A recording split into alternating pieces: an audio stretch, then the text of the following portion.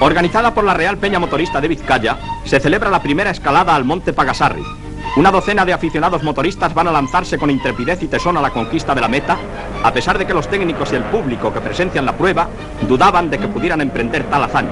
El terreno ofrece serias dificultades por hallarse cubierto con una gran cantidad de barro y porque la ruta, con motivo del agua de las últimas lluvias, se encuentra obstaculizada con arenas y piedras de arrastre.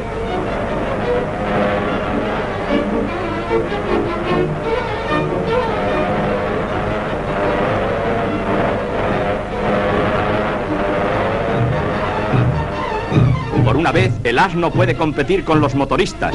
La mitad de ellos llegaron a la cumbre y la otra mitad quedó a poca distancia con las motocicletas destrozadas.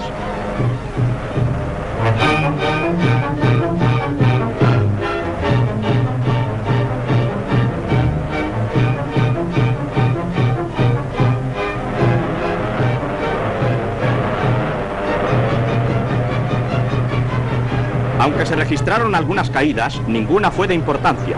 El trayecto comprendía 4.700 metros de longitud y una altura de 800. En 10 minutos y 17 segundos consiguió el primer puesto Juan José García, al que siguieron Sagugo y Blázquez.